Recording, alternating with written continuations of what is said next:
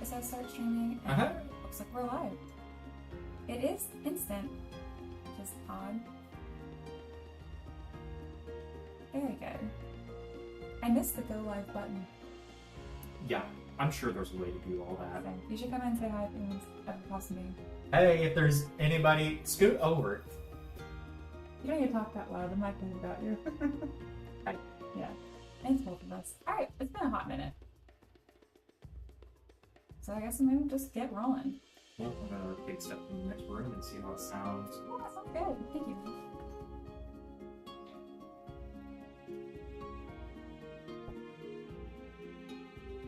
Alright, let's get my music going in my head too.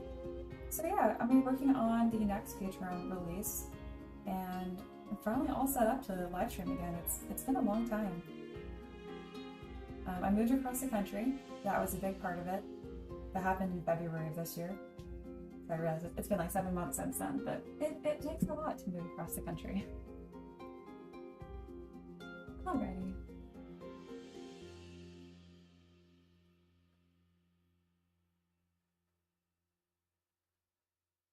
This feels so new to me again because it's been so long. Alright. Everything looks good. Just double, triple checking all my things. How's that sound? It all sounds great. I would turn the music down like 1 dB. Okay. Very official. 1 dB.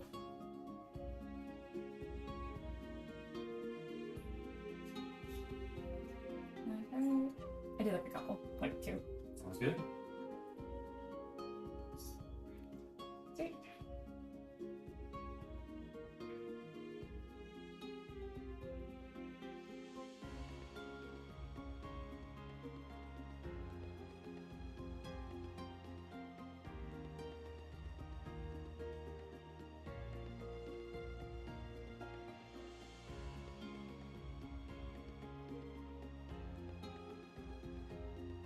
I don't remember there being so much information to check my live stream. That's also been months and months and months.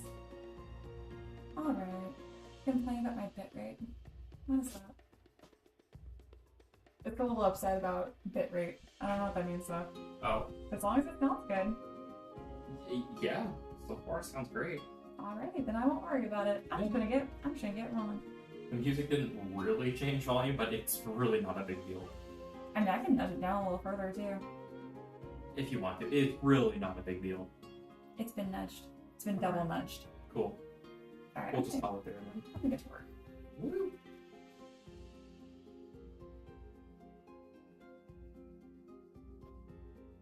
Alright.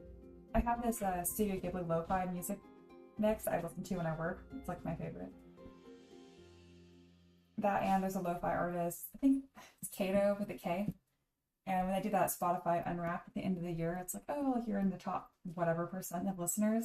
I was like the number 2 person. I'm like, that makes sense because I work a lot and that's exclusively what I listen to pretty much. Alright, I'm gonna go ahead and throw her up right here. And so as I keep working, people pop in that can actually see what's going on. Alright, so this is a Patreon request. I take requests on Patreon from legendary patrons, so pay $15, pretty much like a free commission. This one is for a Leonin Barbarian, so lion folk, and female. So I got to do the fun little dance of like, to boob or not to boob. I think this is a good happy medium of not being egregious, but still being clearly feminine and stuff, so I'm really happy the way that her silhouette came out and stuff. They wanted her mouth to be open, like she's roaring, and just overall looking really tough. So I have some references up on the left you guys can't see right now, but I think I actually can drag them into frame. So let me go ahead and do that, just kind of know what my plan is for this model. Since we're kind of far-ish in, yeah, here is, oh cool, that worked right away. Excellent. So here are the references that I grabbed. They wanted an axe in one hand and greatsword in the other, but I just think that's awkward because greatswords are two-handed weapons. Also have high strength or something, but I don't know. That's not how I would pose it, so I'm gonna do 2 axes instead. So naturally I grabbed Eivor from Valhalla as a reference because I'm like, that's kind of what they were asking for with like the yelling, and I think that's gonna fit really well. Alright, we're gonna move this back. Whoop, we're back. Oh, it's full screen. Stop. There we go.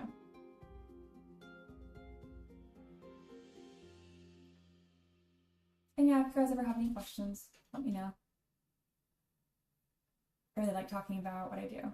If not, I kind of just like quietly chatter the whole time, but I sculpt anyway. Alrighty. Well, we're decently far along.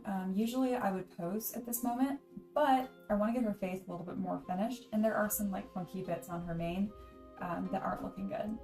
And I did double check that like can lionesses grow manes? Not usually, but it has happened, so I'm gonna keep it. Excuse me.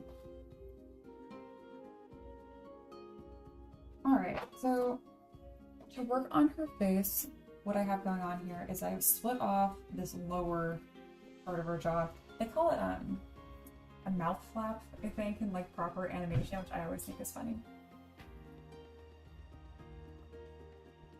There we go. So you've got flap, and then this is the untouched head. And then here's a version without taken off. I think I'm gonna save both to be safe. What I'll do is I'll just export this right now, so if I need to grab it, I'll go ahead and grab it then. So lion head. Yeah. I'm a big fan of saving lots of copies when I'm working on, because if I don't, without fail, I'll be like, oh, I wish I had that one specific piece from like 2 hours ago. Oh, hey, it's Maniac. Hey, long time no see. I hope you're well. Have you tried ZBrush on iPad? It's reading ahead. I haven't. I do have an iPad though, and that's because I'm just so attached to like my keyboard and all my shortcuts. I think it would just feel so clunky if like I didn't have my keyboard. I don't know. I use a lot of buttons, man. Like at least 7 that I'm seeing right here. So I don't know. I'm suspicious. Also, I'm pretty sure Maxon makes you pay for that separately too, which is a joke. I'm still on ZBrush 2022.05 when Pixelogic still owned it, because I refuse to pay for it again. They do have some new features, I think, but from what I've seen, the new features are like an ooze bridge, and I'm like, I can sculpt ooze by hand. I don't need to pay another $800. Thank you. I'm sorry, that sounds so harsh. I do think the iPad thing is really cool. I actually do. I think it's gonna make it a lot more accessible for people just to try it out. I think it's a different price too. It's a little cheaper, which is good, because it's really gotten terribly expensive. I think last time I saw it, it's like $45 a month now. I can't remember. All right, so we've got this face going on here. As you can tell, it's pretty low poly, and that's because I actually took this head from a previous line that I had sculpted a long time ago. If you've been following for a long time, I have this really cool line that I sculpted with wings, and that's what this is from. Like a normal lion, not like a lion human. I love that. It's funny because I love my job. Like I have to specify. I'm like, you know, like the normal lion stuff, not the humanoid version.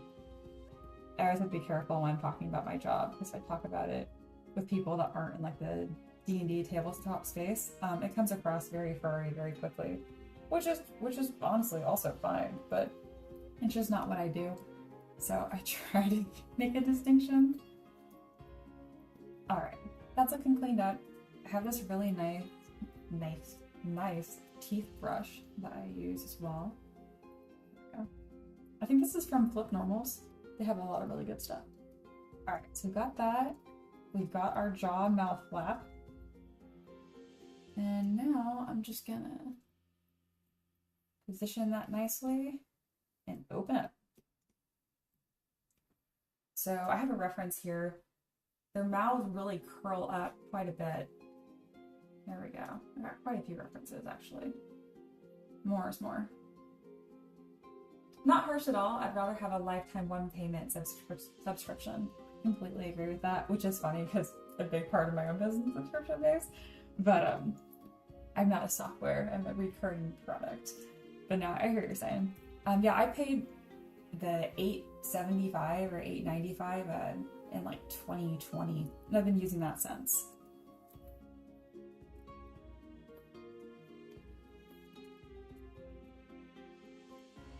Alright, so right now I'm looking at my reference and just being kind of careful getting this face down. Oh, it looks really funny. There we go. So I'm just being really careful with the move brush right now. And then I'll need to thicken up that jaw a good amount. Something else that really, really helps when you're doing models or sculpting a mouth is make sure you have all your pieces. It sounds simple, but I've seen a lot of my students get frustrated because they're like, oh, it looks so goofy. And I'm like, well, I mean, they have no teeth, so don't be too critical of yourself. It's really not done. There we go. So I'm gonna start building this up, kind of where the teeth will sink into, and then I will also want to sculpt a tongue. So let's get that started as well. I'm just gonna throw a sphere in there. I'm gonna add the teeth last. That way I can really focus on the structure of the mouth. It's definitely looking a little spatula-like, so let's go ahead and tighten that up a little bit.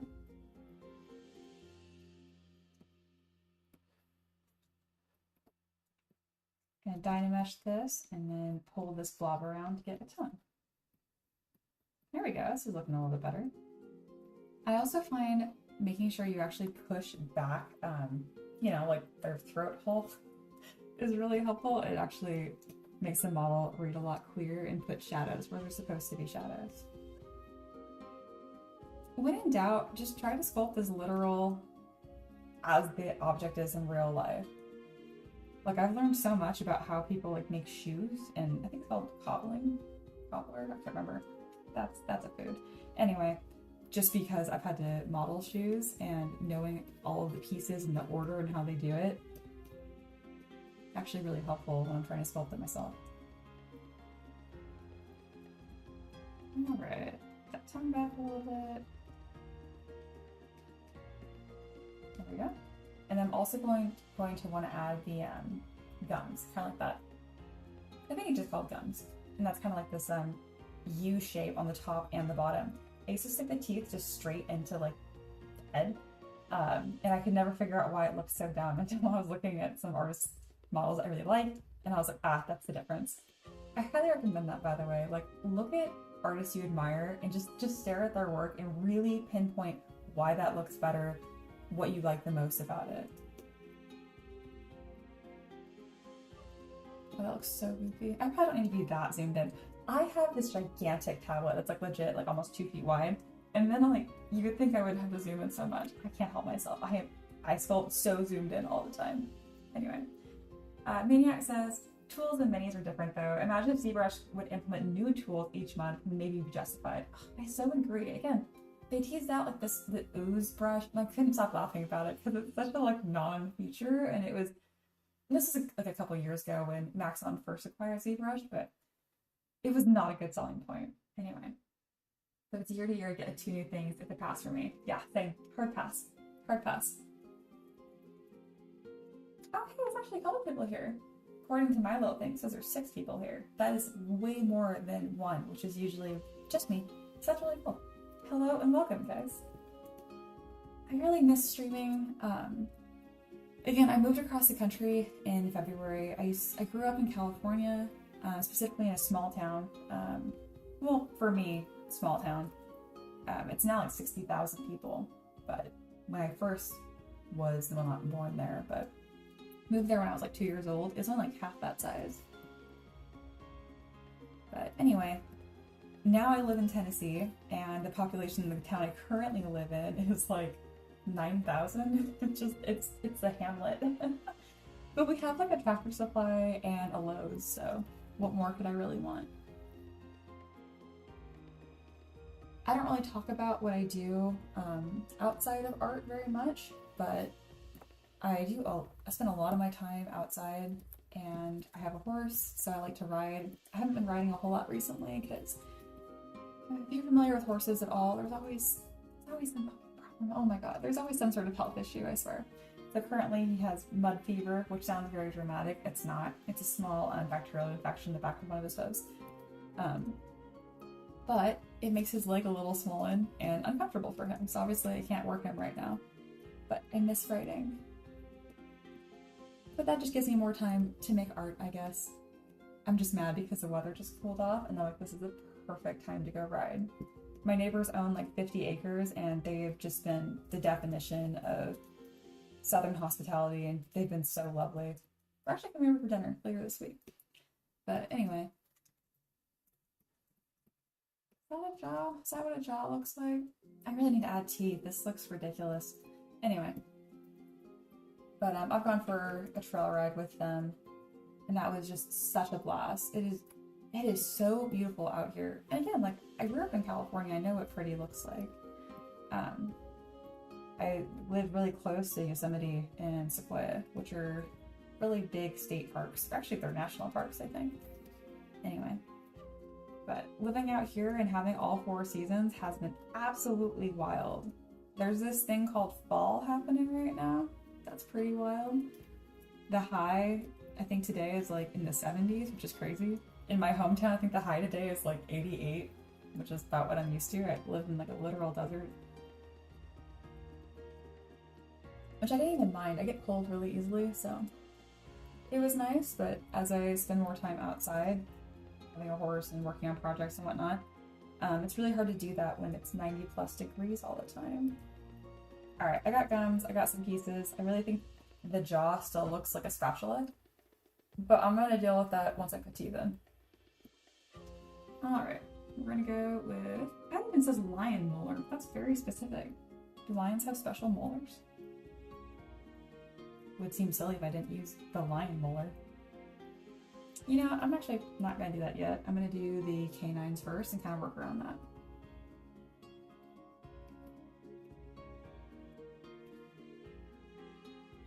I can never remember if the inside canines fit inside or outside. I'm pretty sure the canines on top are outside and the bottom ones are inside, but I cannot remember. So I will need to look at a reference.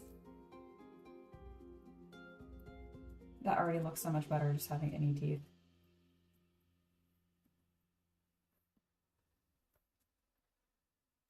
Alright, I think I had my chatty introduction.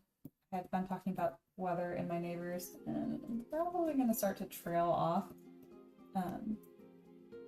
But know that if you have questions, I'll be looking at the chat periodically, so feel free to ask them. If I'm not getting back to you, it's just because I'm super focused, not because I'm ignoring you. Unless you ask a dumb question, maybe I am ignoring you.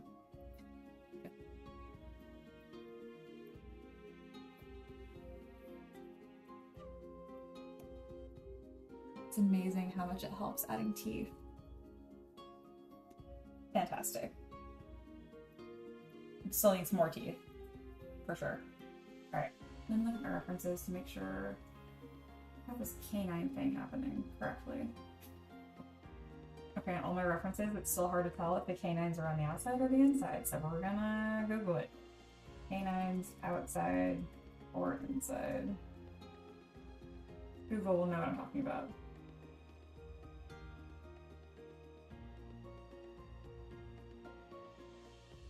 Yes, the top ones sit on the outside.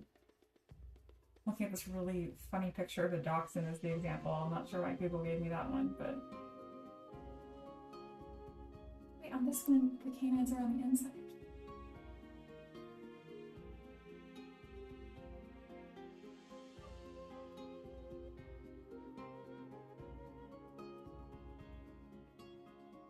Never mind, we're gonna do lion snarling. No, I'm not sure.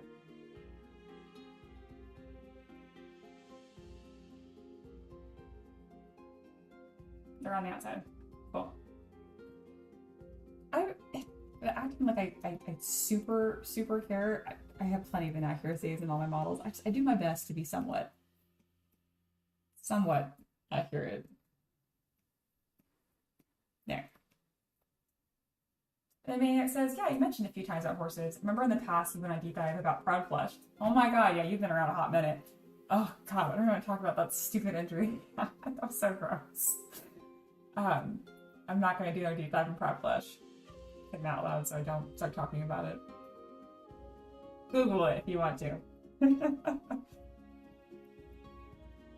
Oh, that is so funny you remember that. He's all healed from that, by the way. I mean, that was in October a couple years ago, so it's about the anniversary of that.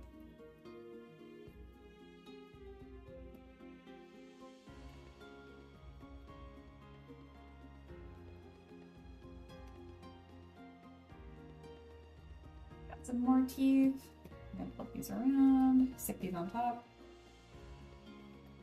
Okay.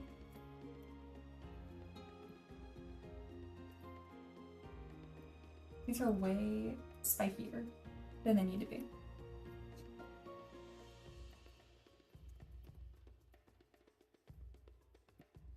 Gonna round these off a little bit for a couple of reasons. One, because that's what they're supposed to look like, and two, because they'll make them a little easier to print. A nice little trick if you're dealing with multiple meshes within like the same subtool, you don't have to keep auto grouping them and like selecting them and masking. You can just turn on mask by polygroups to 100 and it'll let you grab individual meshes within a subtool.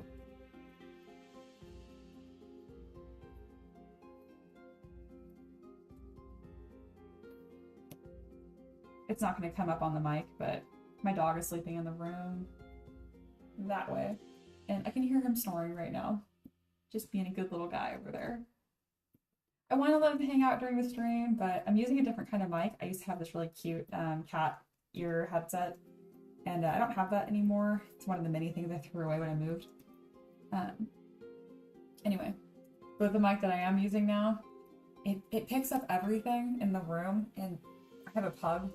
So he makes lots of like snorting noises all of the time, and when he chews on his bone, it's kind of gross. So I was like, I'm gonna banish you just for this one time. I'm glad I can hear him snoring in there, so it doesn't sound like he really cares. All right, got some nice rounded teeth. I'm gonna make these pretty large. One, because the old canine teeth are cool, and two, they're a little easier to print. Another thing I like to do is have move plus back face mask, and what I'll do is I will just drag them straight back. So the front profile still looks the same, but it just gives a little bit more material for when you're 3D printing it so they don't just chip off. Nobody wants that. Are there 4 little teeth on the bottom too? There's more than that, looks like. We're gonna simplify. You know what I'll do? I'm gonna delete this entirely. I'm just gonna duplicate these teeth and put them on the bottom. No, that's not centered. Get to the center. Where are you centering? Come on. There we go. I shouldn't click too much. That's when ZBrush likes to crash. I love ZBrush, but it's not like the most stable program. I have found over the years that most of the crashes are caused by me clicking around frantically, which I also correlated with causing myself wrist pain. So it has been good for me just all the way around to just slow down. That's been one really nice thing about living in Tennessee versus California. It's probably just because I live in a smaller town out here, but I just feel like the average person just moves slower out here. It's nice. I'm a really fast walker, and I had to learn how to slow down when I moved out here, because Ricky and I both were like stomping around. I mean, other people were like looking at us because we're walking around like something's wrong almost, but we don't think that. We're just used to kind of being in a rush all the time.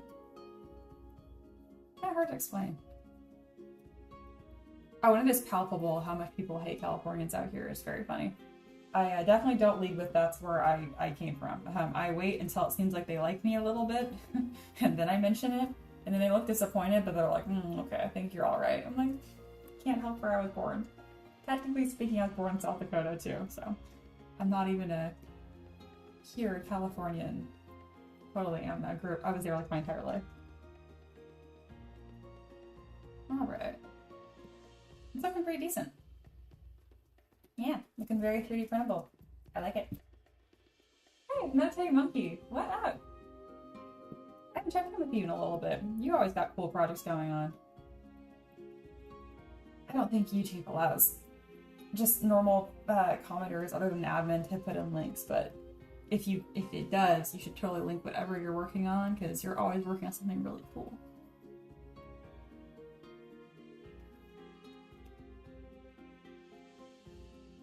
All right, we now got an angry lion face. I like it. I'm gonna go ahead and export this too, just so I got all of these nice pieces to work with later. It's baffling to me that I used to sculpt everything from scratch. I do not do that anymore.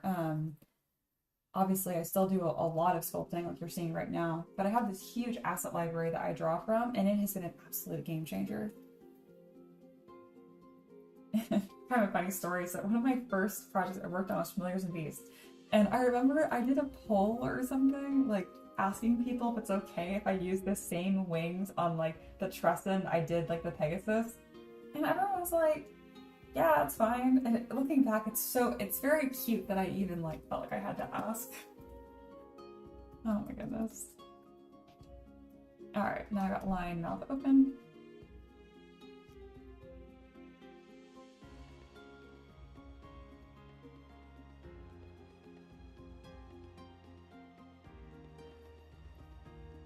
All right, there's definitely some funniness going on with this mane, and there's some pieces that are a little goofy, but I don't think I'm gonna super worry about that for this model.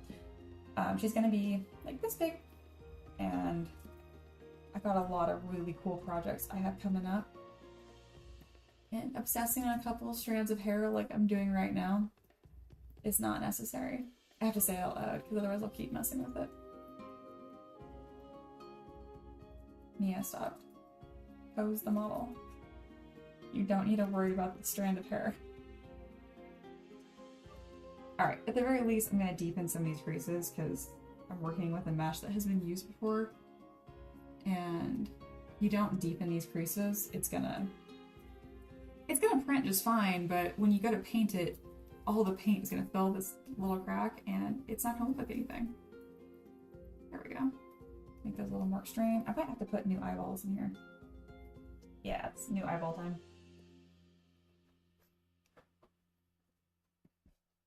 Hey, honey, how's it going? Going great. I just want to let you know that you look great. The stream's going great. You've actually got like some people. I know. There's like way more than one. It's Yeah. quite the multiplier. Usually just me. 13. Oh shit, that's really high. Yeah. Oh my goodness. On my side, it says like 6. I saw 13 on my laptop before I came in. So I'm pretty much famous. Cool. Yeah. Yeah. You're making it big. Thank you, honey. Yeah. So I think most of you know this, but that's my husband, Ricky. We do this together. I do all of the art and stuff, and he does quite literally everything else, including setting up this stream. I mentioned this morning, I was like, God, I really miss streaming. And he was like, okay. And you guys can't see it, but there's like, I have a webcam on my computer now, and like this boom arm and a mic, and there's a tower light that I look at. It's actually kind of blinding.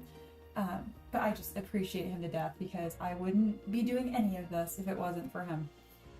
Quite literally. I would be working an office job as an engineer, which honestly I also think is very cool still, but I don't think I'd be nearly as happy. You know, in interviews when they ask you those dumb questions like, oh, what's your greatest weakness? I would tell them straight out, I'm like, I do not play well with others. Like, I'm friendly, I'm nice, but I hate working with people. I like collaborating. I like, you do your piece, I do my piece, and we come together, right? Really cool. But that's not what group projects are. It's like, oh gosh, I don't even know what to compare it to. It's too much collaboration, that's for sure.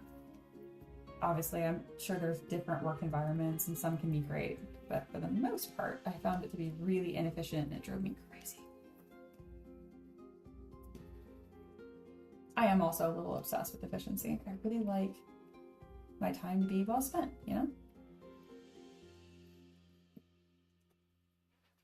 Most people I've worked with have actually been really pleasant, but eh. I think it's pretty normal to enjoy working by yourself more than group projects.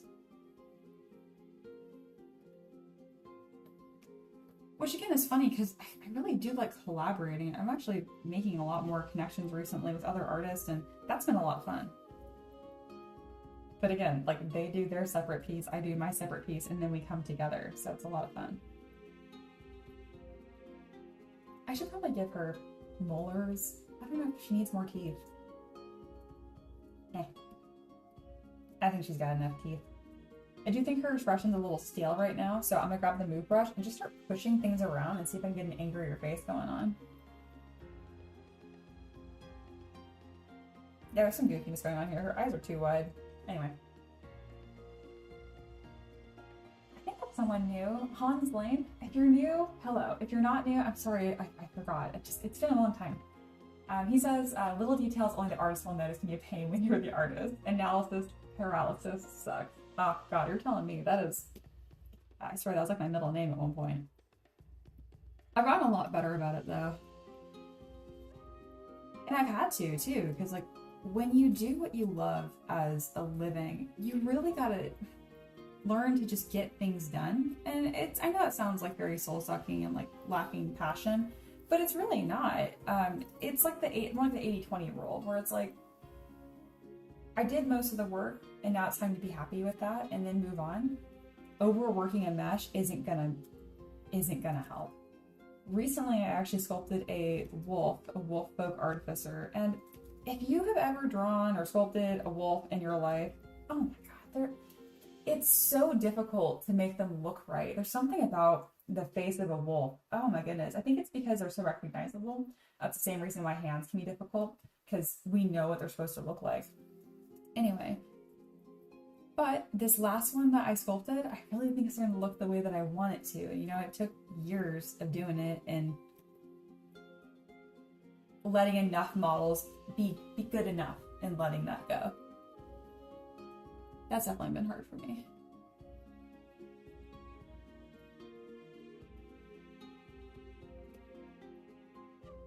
I think her eyes are too big. Something about this looks a little silly to me, but overall, I know it looks really good. And I think it's time to move on from the face. Definitely looks much meaner than the one on the left. And it should, because she's gonna be dual wielding axes, like, aggressively. She's not gonna be like, just hanging out with her axes. She looks mean. So yeah. Oh yeah, so I can never decide if I should read, like, the chat out loud. I think I'm going to, just so you guys know who I'm responding to. Anyway. Han said, it takes practice to plow through stuff. I learned to get past stuff watching Adam Savage build stuff. Same. That is like, was a huge breakthrough for me. I absolutely love Adam Savage. Speaking of, one of the models I made a long time ago, the Chinese dragon, he didn't print specifically, but it was on his channel. One of the people that he works with or works for him, it was one of like the models they use in like a 3D printer segment. And I absolutely lost my mind. I probably cried. I'm a big crier. And yeah, Hans wants to talk up a bit of that anxiety. Anxiety? Hardly know her. Just kidding. That's been like my #1 issue. I've come major leaps and bounds. Major leaps and bounds with that. I'm actually really proud of that. I'm trying to decide if I want to soften this hairline or not. Alright, now we're gonna pose. So in order to prep for posing, what I do is I review all of my subtools and make things are kind of like tightened up, essentially. Right now I have 3.8 million points. That's fine, but some of these don't need to be that high. I also like to pose with the mindset of like posing a doll, kind of. So like I'll pose the doll and then I'll dress them afterwards, unless it's skin tight stuff. Like I'm not gonna put like pants back on because that's more work. But this belt, for example, isn't really going to deform with her body. It's only going to tilt and rotate. So I'll just put it back on after I pose, if that makes sense. But this little like not really bra top thing I made, that's going to stick to her body, so I'll keep that on when I pose. Monkey said, have you ever played with Character Creator 4 by Real Illusion? I've been messing with it lately and it's a lot of fun to make multiple poses of characters. I have not. Is it Mac or iOS compatible? If so, I might look at it. So yeah. There's a lot of tools for posing, and posing was like my biggest enemy for so long. Honestly, I shouldn't say this because I'm on stream and watch me like completely forget how to pose on stream. Anyway, I haven't found any software that's better than me just posing myself. I find that whatever softwares and like tricks and tools that I use just ends up taking me longer at this point because I've posed hundreds and hundreds. I'm almost at 1,000 models, guys. So almost 1,000 times I've posed. So at this point, it's faster for me to just do it myself. That being said, I'm kind of tongue-in-cheek because like, watch me just completely forget how to pose. It's really not that unlikely. Also, the pose I'm doing here is going to be kind of a little tricky because she's going to be kind of squared off with these axes, and it can be kind of tricky to find like rotation. Our wrists don't really move as much as I need them to. Like, again, they only bend this way, right? So I forget that a lot of times, and I won't be able to figure out why my pose looks so broken. It's because I have my wrist trying to go this way, which it doesn't. Fun fact. So much of my job is just sitting here being like, arm, which way does that move? Oh my goodness. All right, so we got this piece right here. This is only 100,000 points. It's actually not that bad. It's a little goofy back here. I'm gonna grab Move Topological and just make sure all these connect in the back. Using Move Topological is pretty much the same as using Move with Mask by Polygroups to 100, more or less. So I'll use either one of those techniques depending on what I want.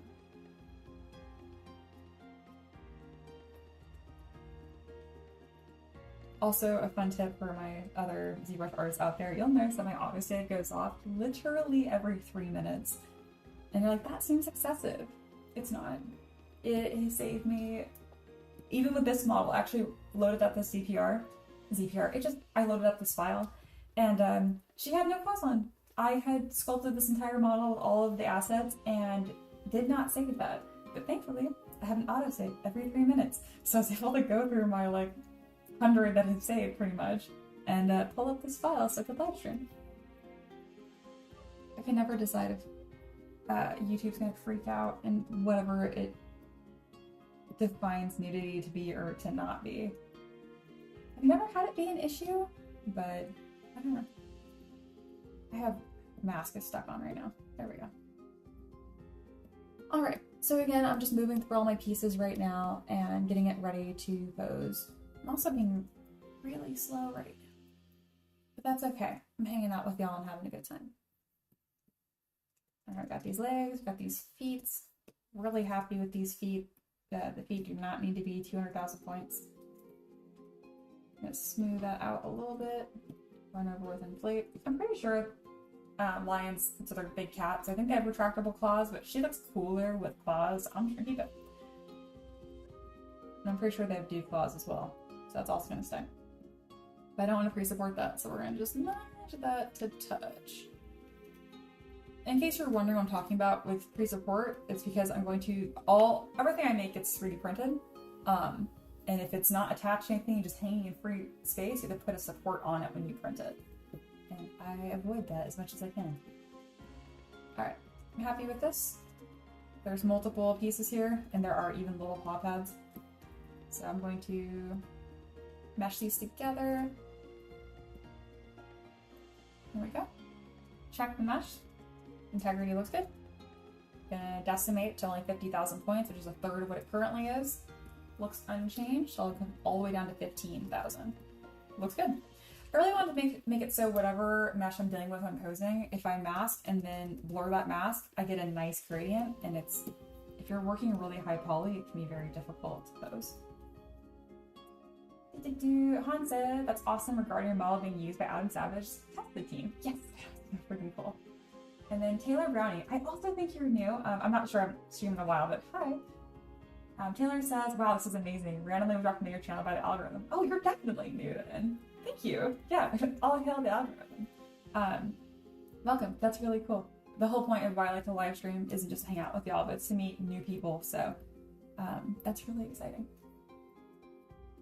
I try to make my title pretty keyword heavy. I felt a little silly doing it because, like, again, it's it's literal. I'm sculpting D&D characters in ZBrush for 3D printing. It's very literal.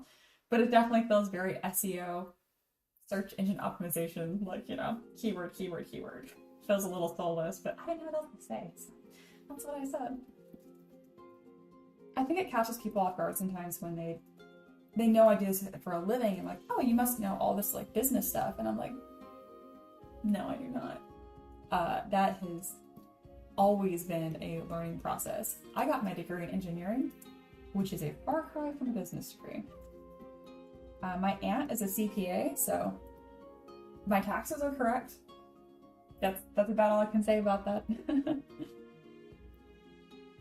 Luckily, it hasn't been that big of an issue, despite having a couple expensive hobbies. Like I have a horse. I have a horse. That feels so weird to say. Like, I mean, you don't say I have a dog. Maybe you do say that. Anyway. Oop, I'm kicking my desk. Rick and I are pretty low expenses. We're really not very fancy, I guess you could say. I recently bought new clothes this year. That was a really big deal. That was super, super exciting. Pretty much what happened was during college, obviously I'm going through my mid-20s and stuff, and I stayed pretty much the same size, and then Ricky bulked up a lot. And I don't even mean like he got fat, I mean like he legit just like became more man. So that means he outgrew his clothes, and his old clothes now fit me. So I wore those for like 5 years. It was like literally my boyfriend's t-shirts. And I just didn't mind for a long time.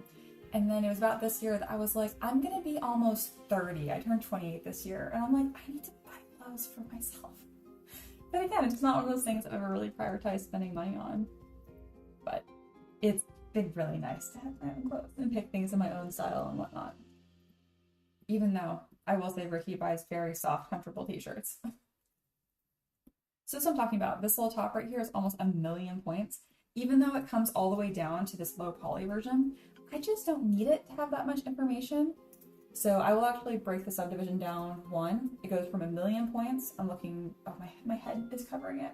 There's a little point that shows how many points there are. But I'm gonna bring that down to 230,000 points.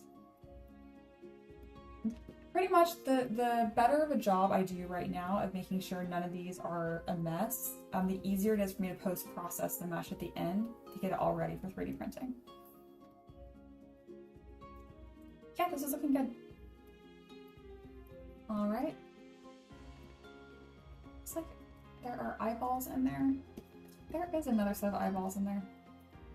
Before I delete them, I'm gonna just move them forward and see if that looks nicer than the eyes I currently have. A little silly, but I do like that they're well structured, so I might use them. I think I imported these eyeballs when I was sculpting the head as like a tool to use, and then I completely forgot they were here, so I ended up not using them. Yeah, I am going to use these actually, so I'm going to delete. Oh, I already meshed the eyeballs into the head, so I cannot delete them.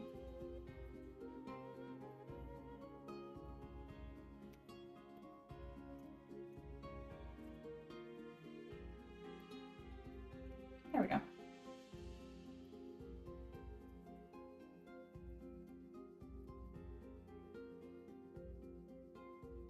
All right, and someone else here, Paco, hello. The algorithm also brought me here. Hello. Hello. Very cool. Oh my gosh, that's 2 new people. That's like that's a big deal to me. That is one thing about, so speaking about business and art, I've had a very loyal Patreon following for years, and that's really what's allowed me to do what I love. But as a result, I don't have a ton of reach. I don't really meet a whole lot of new people unless they are specifically looking for a 3D printable model and they happen to find my model and pick to buy that one.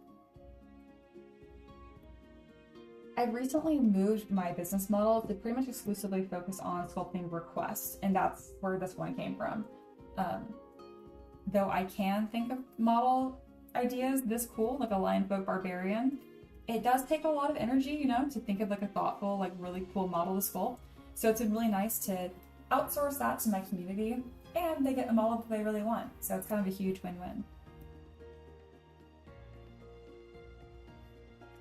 But that being said, unless someone's specifically searching for a 3D printable model that I like have happened to have already made, I don't meet very new.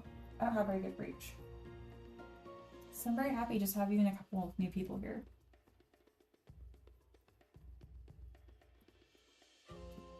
Alright. I also have a feeling that YouTube is pushing this more than usual just because I haven't live streamed in so long.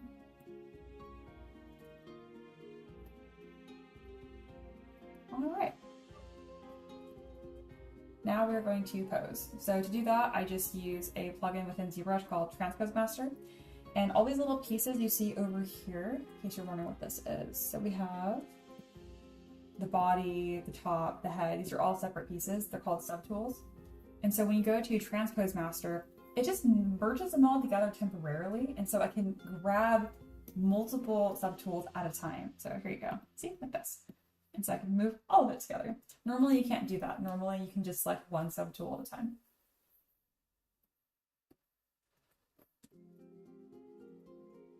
And I realize most of you aren't watching this to learn ZBrush, but I like learning new things, so I always like telling people exactly how I'm doing stuff.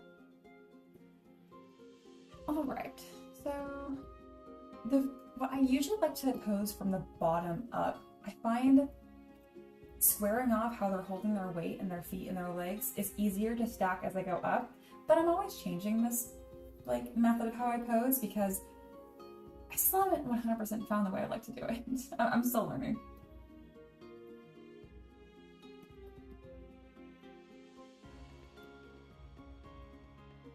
So as you can tell, I'm hiding subtools that are not going to deform. So like this belt, for example, isn't going to deform with her body. So I have this bottom half selected. I'll grab this thing. This little orb is called a 3D gizmo. Kind of fun. And then I can start moving pieces. It's very sensitive of where you have it located though. So if I have it located like on her tail, it's gonna pose kind of strangely. But if I center it at her hips, that's like the locus of rotation, it actually looks a lot better. Oh, I missed some chat here. What's going on now? Monkey says, that's awesome. I had a notification pop up that you're streaming and said, hell yeah, let's go hang out. So I like to hear it. Pocket said, I've been watching a lot of ZBrush videos lately, so it's definitely getting you in front of people who want to watch at least. Oh yeah, that's perfect. Very cool. And then Maniac says, with close to 1,000 models, you're bound to run out of ideas on what to sculpt. Also good to include your community as B&D minis can get really specific. Absolutely, and that's been a huge win. Also, it's been kind of like it's a nice way for me to feel connected with the community too. When I initially took art full time, it was kind of tricky for me because when you talk to someone, they ask you like what you do, and I was like, oh, I'm a mechanical engineer. You get a little bit of like this ooh, ah, because like most people don't exactly know what it is, but it falls in the same category as like doctor and lawyer. But when you say artist, even though it's cool, unless people know you're making money, people are like, oh, okay, that's nice. You know, it kind of felt less impactful, I guess you could say. I got extra bonus points because I'm a woman in engineering, so I guess I got kind of used to the attention. It's hard to explain. So it was tricky at first, feeling like I was doing something less important with art, but by sculpting requests, it's given a lot of meaning back to what I do, because I'm like, I know each time I make a model, there's at least one person that it's gonna just make their day, and that makes my day. It's simple, and it's given what I do a bit more purpose. So, yes, back to the chat. Killer says, ZBrush has always intimidated me. Do tutorials on Patreon. M3 and Learn. Yeah, I actually have an entirely separate Patreon. I have some videos, so yeah, it's put it in the chat. He is right. If you search M3 and Learn, it will come up. It looks absolutely abandoned. It's not. I teach people directly. So usually it's either over email or Discord. Usually Discord. It's a private message though. And yeah, I work on my students with their projects. I have about 30 students right now. I do have videos as well, like that supplement my mentorship on like how to use brushes, how to open the program, like all the way from the basics. I don't advertise it very well because it's not my focus, but I do it. I am very passionate about it. So if you want to learn, that is an option. And then Taka said, that's such a cool way to look at it. I love that. I'm glad. I spent a lot of time thinking about it.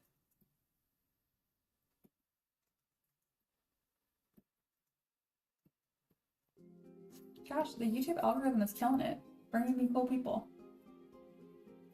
It feels good to feel understood, you know?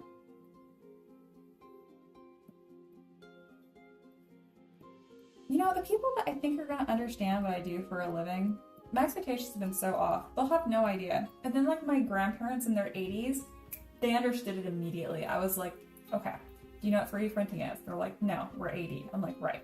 What about Dungeons and Dragons? They're like, again, no idea. So I gave them like basic definitions of both of them, like 3D printers, you sculpt something digitally, and then you make it physical. And then D&D is just fantasy roleplay. And they were just like, oh, kind of like playing out a book. And I'm like, exactly. And they immediately got it and thought it was the coolest thing. And it was so funny because I meet people that are like in their 20s, like who had grown up with technology, and they like cannot wrap their head around it at all. Like, so what do you do? And like, I sculpt minis. Like, okay, so you have like a manufacturer? I'm like, no. I just sell the files. And I can just tell they're like, oh, okay. But they have no idea still, which is fine.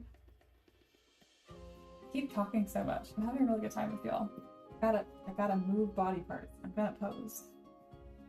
Stop being so interesting, guys. We're friendly.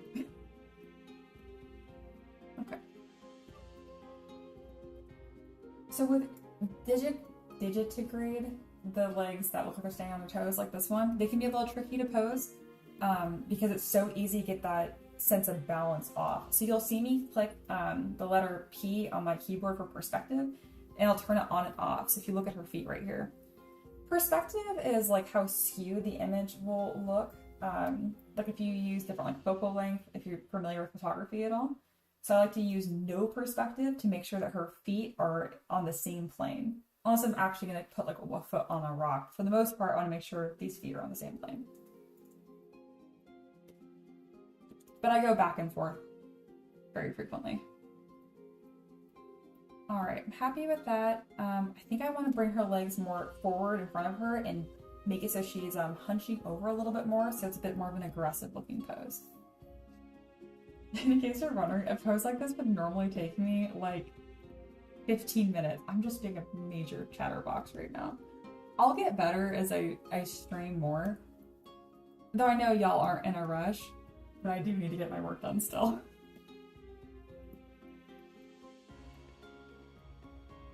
There we go. This leg is looking real goofy, this left one. I have to be careful with the perspective on it. I can't just start pushing bones around willy-nilly.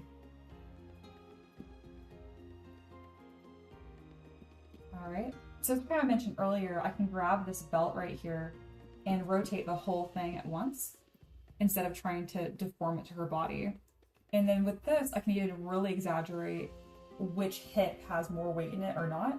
I can never pronounce it correctly. It's an Italian term. I think it's contrapposto. I was gonna say contrapposto. No, not correct. But pretty much it means having your shoulders and your hips at different angles. And it just makes the pose look more relaxed. And then let me check in with chat. It's been a hot minute. Let's see, Howie's here. Hello. Hey Mia, good morning. Just found your stream and subscribed. Oh, thank you so much. Oh my goodness. There's so many people here. It's been fantastic. Hey, does ZBrush have a good way to build a rig for posing? Or do you prefer masking rotation? Super good question. It does. You can use Z-spheres. The thing with Z-spheres though, is it doesn't weight things very well. So if you have like a character in full armor, I'd recommend just taking the armor off completely, posing it like a doll with your soft forms, and then putting the armor on, excuse me, afterwards. Drink some water. And then Papa said, have you seen the video of Deborah and Wolf explain D&D to John Berthnell? It's amazing. I have not. I mean, look at that. Han said, I've met a lot of people that are not familiar with 3D printing, but once you start explaining to them, many folks are very interested. Oh, absolutely. It's so cool. Like, it always makes me think of that. I used to watch that cartoon, The Fairly Odd Parents, as a kid, and there's an episode where Timmy wishes for a 3D printer, and that's what I think of every time. And then Taylor says, yeah, anything in 3D, it's always been a struggle to explain when meeting people. The reaction described is exactly my experience. Oh, okay, ... Oh, it feels so good to like, you get it. That is one thing, like, I guess what I do can be kind of isolating. So I'm really friendly and I'm bubbly, dare I say. I'm not very extroverted. I don't know. I have a really hard time with like small talk. Like, I don't know how to word this. Like, and like, it's hard to word it without sounding really pretentious, which maybe I also tend towards at moments. I just don't like talking about nothing. You know what I mean? Like, I can't stand the Like, if we're gonna talk about weather, I like really want to talk about weather. Like, I want to talk about like your favorite weather and like your favorite memory in fall and like that kind of stuff. Not just like, what are you doing? Nothing. What are you, same? What about you? Like, I just cannot handle it. I'd rather just not say anything at all. So as like a result, like when I talk about what I do and stuff, I really want to like get into like the thick of it, like the weeds of it, you know? But I understand like most people that's not their favorite. Oh man, in high school, I got so sensitive to the phrase, that's deep, because I'm just like, I'm not being deep. I'm just having a normal conversation with you. Rant over. I don't apologize for any of it, but I know I can be passionate. This pose is coming out a lot easier than I expected. I think it's because I'm talking so much that's causing me to move slower. And as a result, each one of the changes that I make are more intentional, which is kind of nice. I have a bad habit of sculpting too quickly, and I literally look like cramp my wrists over it. And that's not because I'm so good at working fast, it's because I'm frantically clicking. So maybe this is good for my health. Guys, she's looking so cool. Hell yeah. I want to sweep this tail out as well. So another pose tool I use, so there's a 3D gizmo, which is the circle, right? You click Y as in yak on your keyboard, you get this line, which confounded me for so long, but it's really cool because there's a bunch of different modes. So you can like, you draw this line out and then you can start dragging. But if you click R for rotate, then it behaves totally differently. It's just really, really cool. There's so many cool tools in ZBrush. Honestly, I've been thinking about tasking myself like homework to re-go through all the different ZBrush menus, because when I was first learning, like, I did that a lot. But then you kind of get comfortable, you know, knowing how you sculpt and like how you work, and so you stop looking for new ways to do things. So I need to do that again. I'm just having the best time with y'all right now. God, I miss live streaming, and this has been quite the warm welcome back. I really don't even mind when the live stream is dead. As long as there's literally a single person, which there usually is, it's my husband, I consider it a success. But it definitely doesn't hurt when there's so many new people. It's so freaking cool. And not to bash on my old people like Maniac and Monkey, I love seeing you guys too. Excuse me. And then Paco mentioned the Fairly Odd Parents. Well, I met the voice actors for Vicky at a convention a couple weeks ago. No kidding. Oh my god, that's so funny. Han said extroverted, introvert. Extroverted? What do you mean to be? Absolutely. And small talk can be boring AF, but necessary times to break the ice. That's true. Like, you don't want to walk up to someone and be like, when's the last time you cried? Like, don't be weird. Howie says, thanks for your advice. I'm old school hard surface Maya box modeler. No kidding. Very cool. You would think I'd be more like that, because I started 3D modeling. My introduction was like AutoCAD and SolidWorks because of my engineering education, but I ended up just liking sculpting more. I'm finally sculpting and learning ZBrush is like doing Shakespeare in Klingon. So much to learn. It's wild. Paco says, I just started exploring and learning ZBrush a couple of days ago and ordered a drawing tablet. Really? Congrats, it's so exciting. I'm very excited trying to go ahead and getting started, getting some knowledge in place. Well, if you have any questions, let me know. And again, like, I'd love to, I teach. I do teach. So, don't forget that.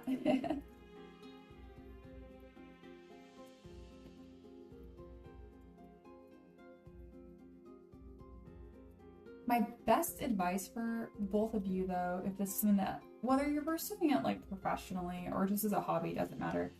I find the absolute best thing you can do is just forming it as a habit. So when people ask, like, oh, how'd you learn ZBrush? All I did was commit to opening the software every single day, even like Saturday and Sunday.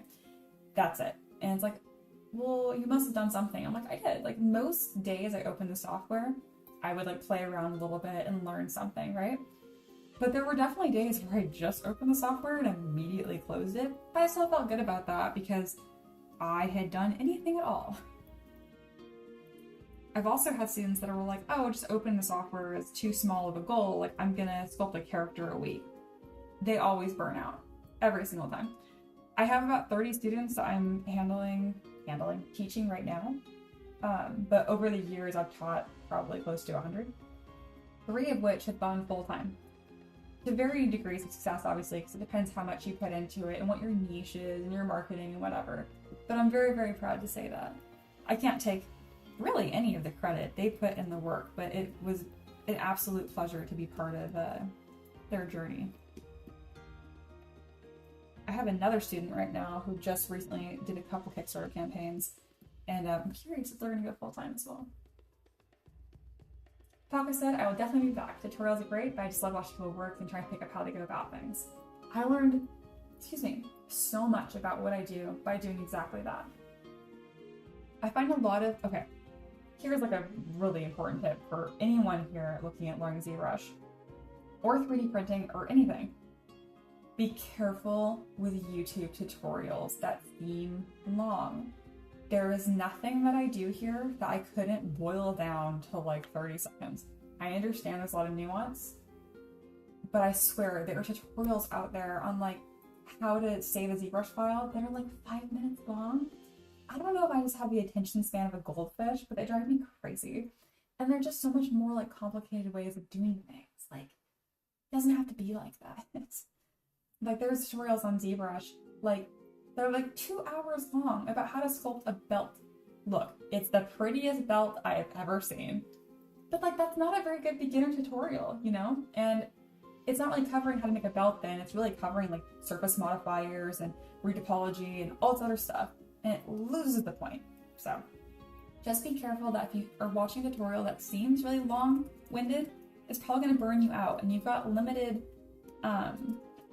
attention, you know, when you're first learning. And I don't want you guys to get discouraged because you try to slog through a 5-hour tutorial on making a single asset.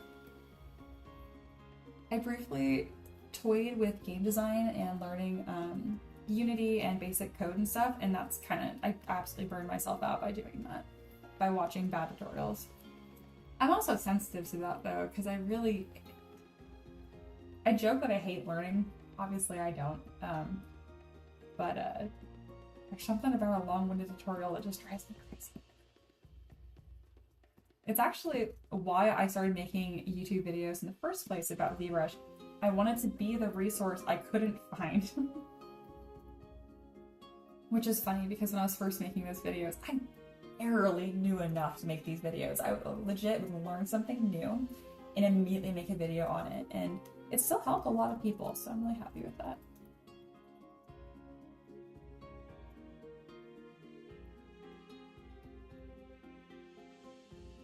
In my next streams, I'm gonna have like my stream deck set up, so I'll be able to like have a cute little pause screen and all kinds of stuff. But as of right now, I don't have anything set up because I didn't think more than 2 people would show up, but y'all did. So, sorry it's not as polished as it will be. I need to blow my nose and use the restroom, but I will be right back. Okay, I'm gonna see if I can mute myself. I haven't done this in so long. And then I'll be right back, like 5 minutes.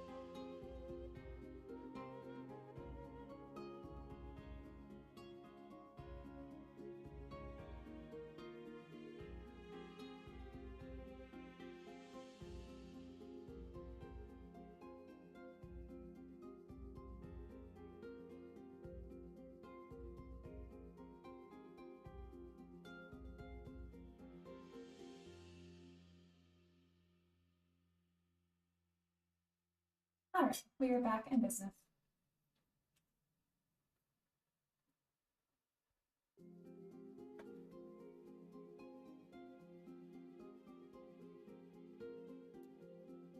Very nice.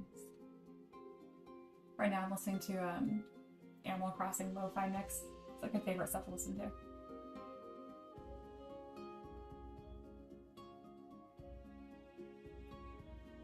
Alright. Let me read through this chat really quick. Yeah, tutorial bloat is a thing. Absolutely. And Taylor says, Houdini is the same way. All the tutorials are long-winded, incredibly technical, where you very easily lose track of what you were even learning. Oh my gosh, I know. Like, and looking back, like, the tutorial is even more frustrating to me because, like, now I know what I'm doing, and I will look back at them and I'm just like, they'll teach you how to, again, it's overly technical. You nailed it. That's exactly the issue. Monkey says one of the best ways to learn how to do anything is to learn how to ask what you were learning. Fantastic advice. I'm gonna say that again. One of the best ways to learn how to do anything is to learn how to ask what you were learning. Asking the question is 90% of it. Fantastic advice. YouTube needs to bring back the dislike counter for visibility. I agree. Yep. Sort the wheat from the chaff. Absolutely. I agree.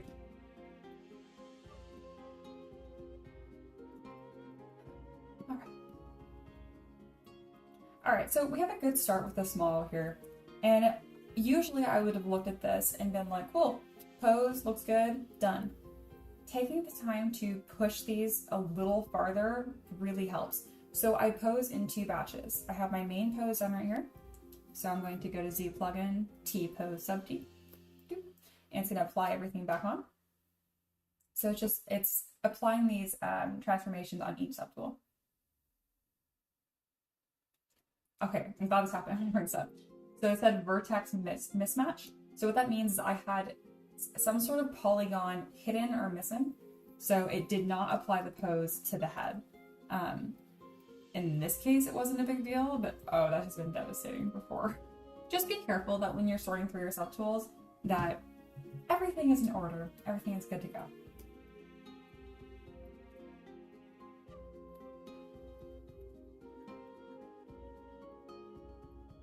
All right, and then we have the pose here. I'm gonna go ahead and delete this because I won't need to come back to it.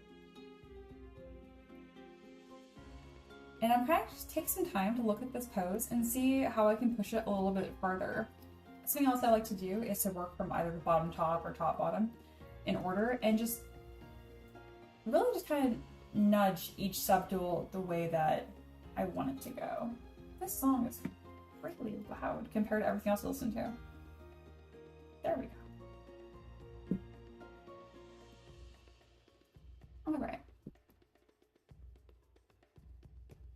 Something else I like to do is I will click on this little bar right here, so it'll let me move all the subtools at once. And I like to work on what I call like the main frame. Obviously with 3D model, I have to check all the angles, but I do design with a specific angle in mind. Usually it's where the head is looking. But in this case, I want the clear silhouette.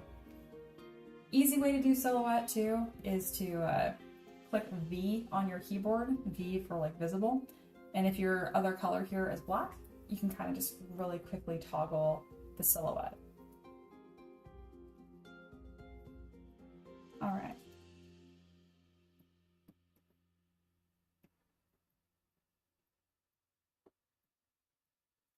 I'm gonna have perspective toggling back and forth right now. And let's start really moving. Let's get rolling. Had a good time chatting with y'all. I'm gonna try to get into Mia sculpting mode here.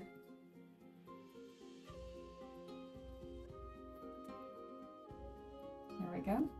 I don't feel like this shoulder pad is doing anything helpful, so what I'm gonna do is I like to, if I'm gonna change the size of something, I pretty much rarely ever change it by like 1 to 5%.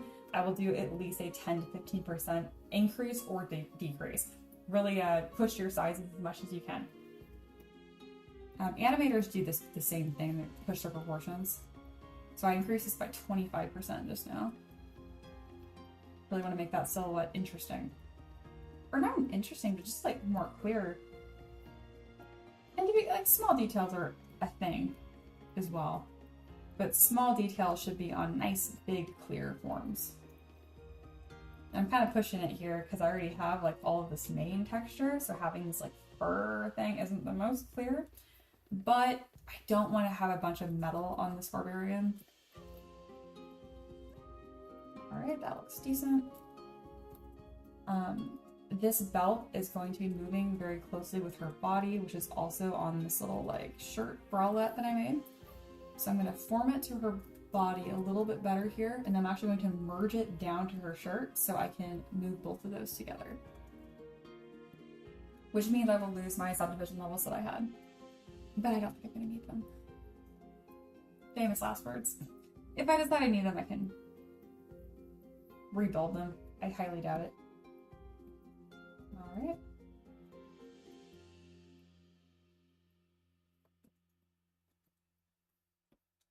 I'm going to separate these into 2 separate pieces so I can use them to push the silhouette even further. Push that out. Tuck that in. Now, if any of this is feeling like a little too vague, you're like, why? How do you know what to do here? Just tell me that, and I can try to explain it in a different way. Really, it's just refining your artistic eye and what you think looks interesting, but a lot of it comes down to personal taste.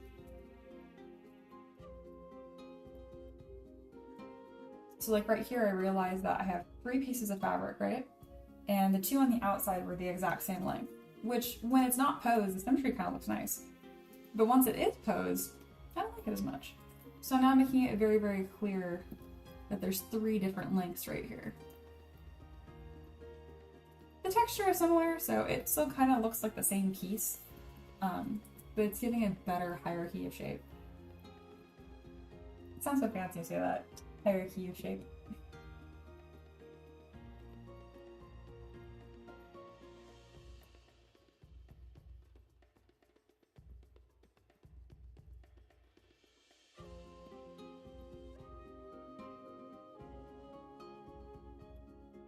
Making sure this tail is in a position that is possible. There we go.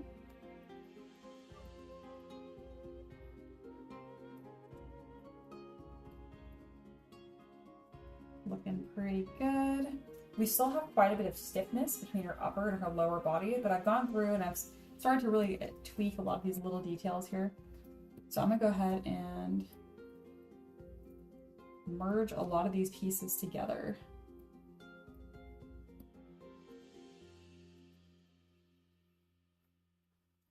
I'm also going to save, so I'm click number 9 on my keyboard. That does a quick save, you know, in case the quick auto save every 3 minutes is not enough.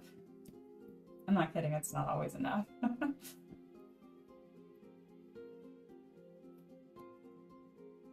Gonna leave those alone. Oh, I forgot that her fists are not connected to her body. I might make these a little more distinct. Look a little more claw-like. I'm not too worried about these being perfect. ZBrush crashed. See, when you click around angrily, it doesn't like that. Shouldn't have done that. I do think it was overly sensitive just now. I just saved, so it's like I sensed it. So to open a quick save, comma brings up this box down here. It's called Lightbox, and here are my quick saves. I have a bunch of them right here. And actually, I'm kind of curious. Yeah, my quick save's recently cleared, so that's as far back as I can go. That's fine. Here we go. And I lost no progress because I saved obsessively. I also clear my saves obsessively. I don't like hoard them by any means. Something that's really unhinged. I don't even save the ZPRs for finished models anymore. Once this model is exported with the 3D printable base and she's all done, I will delete the ZPR entirely, which I know is pretty unhinged. I just don't have a purpose for them. I take pieces that I like into my asset library and then into the trash it goes. I make a model pretty much every day, so it adds it quickly and I just don't feel the need to keep them all.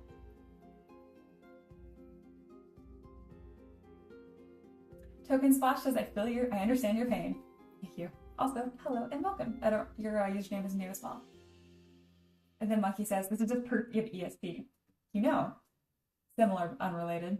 I can't remember what it was. I was at like a sleepover in grade school. So it must have been like 7th or 8th grade. And we were talking about like having powers and being a witch and stuff. And like I joked that I can like watch, I'm gonna burn out that light bulb. And it burned out in that moment. And it was fantastic. And I totally rolled with it. I'm like, oh yeah, I absolutely did that intentionally. Dumb crap, but it was fun. Let's be real, if I had any actual powers, the last thing I'd do is talk about it. Or maybe I would. It's like a double bluff. I don't know.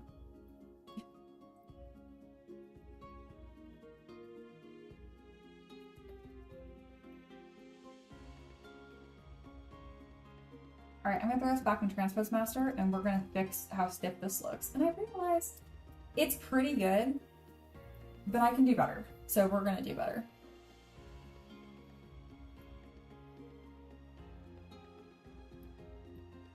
So much of improving as an artist, it doesn't mean that you have to try and implement that change, but just knowing what you can improve is huge. And at any given point with any model, I can tell you what I could have done better. There's a fine line between doing that and over-criticizing your work, though. Because I can tell you what I like about this model a lot more than what I dislike about this model. And I was able to do that even before I was any good. Even when I was just terrible, I was my own biggest fan. And I think that's really important. I do. I think it's essential.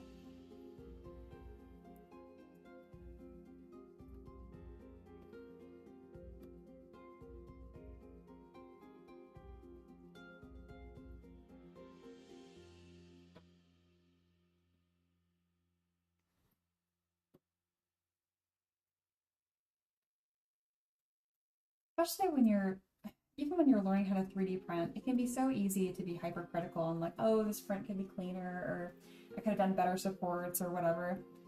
But you never lose fact of the sight, like never lose sight of the fact that you did something. You made something. That's fantastic. Focus on that more. That should be the main thing that you remember. Not all the little things you could have done better, because it doesn't matter.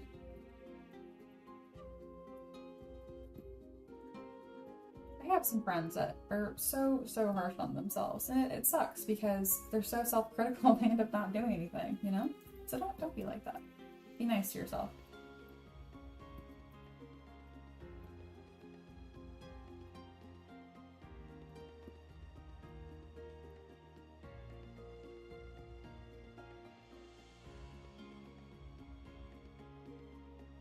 So right now I'm really double checking to make sure that these feet are on the same plane. So I'll throw this little mask box right here as a measuring tool. It does actually like mask her feet, but I'm not using it for that purpose at all. That's looking a bit better, but I still want to keep pushing it. Her arms are weird. Let's fix her weird arms. Oh, we don't talk about elbows on this channel. I never want to hear those elbows look wrong. I know they look wrong. We don't talk about elbows on this channel. Elbows. Arms. Arms in general. God. Arms are so complicated.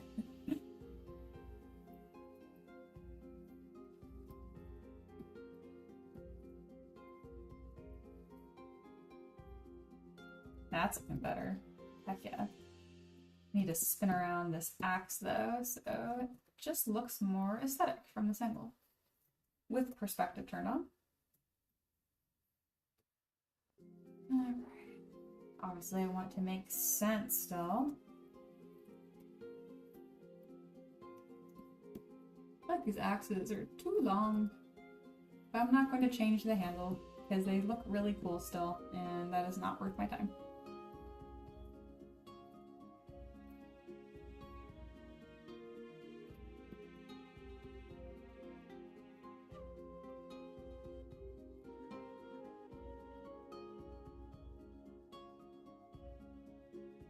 It sounds like a lot of the people hanging out here don't even have 3D printers, but you're interested in like sculpting and that kind of stuff. I still want you part of my Patreon though. I'm just thinking about it. Because I want you guys to be able to see like the models I'm working on and like vote on new stuff and whatnot. Maybe I'll make like a $1 tier for my stream viewers. That way you guys can just like hang out. It's not breaking the bank. You can follow from, actually, you know what? Here, I'm gonna put this in. I totally forgot I made this a thing. Patreon recently put out a feature that is joining communities for free. Again, it's actually free. It's not a freemium. It's not a free trial. It's actually free. But I super encourage you guys to go to my Patreon and just join the community for free. You'll see my posts, see the new stuff coming up. It's very cool. And then if at any point you guys do get a 3D printer, I'll be your girl. And you actually you technically could join the $15 tier and submit a request, and I would still sculpt it. You just wouldn't be able to 3D print it. Unless you have a friend or something. But I actually have been thinking about that too. I'm trying to be able to include people that don't have 3D printers more. Because I 3D print every single model that I make, and I just hoard them. I paint like one every 2 weeks. But I've been thinking about mailing out the 3D prints that I do to people that make requests, so that way even if they don't have a printer, they can still like get these models. I'm always just spitballing. Maybe that sounds interesting to y'all. Let me know. Interesting or not though. Check it out. Oh, hello. Hey, good luck with your stream today, bud. Miguel is the best. That's MZ4250.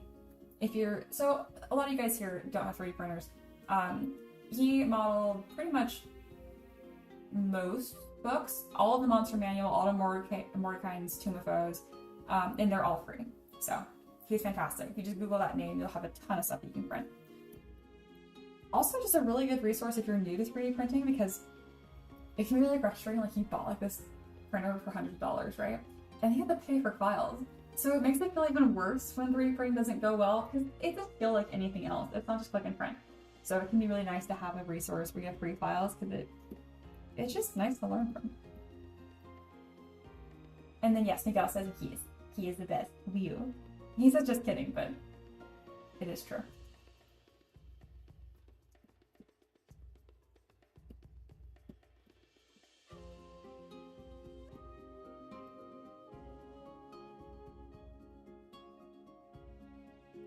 At this point, I am just being picky with this pose, but I don't know, I'm just having such a good time hanging out with y'all.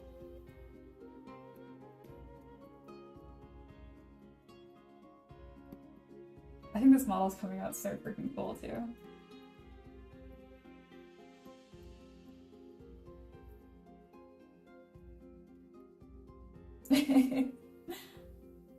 Ooh, a spider dragon. Bye, have fun. And Token Slash said, it's hard to include people who don't have a printer. One thing you can do is have a tier that includes a giveaway. Another thing you can maybe do is have a seller's license. I do have a lot of merchants actually, and I don't do a good enough job incorporating them and showing them off. So I will do that. 1 second, I'm gonna write that down.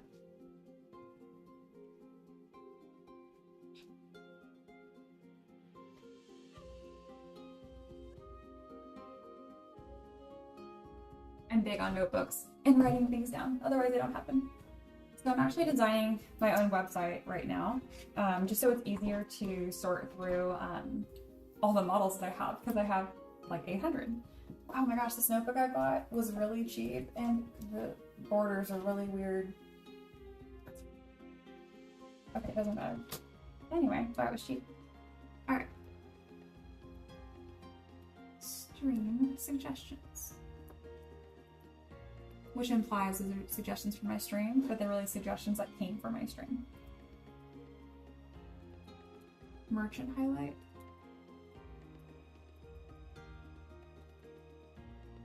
And the giveaway tier I can't do because it's considered a lottery on Patreon, but I can if I include free members. And I'm nitpicking you guys to go to my Patreon link. I'll link it again.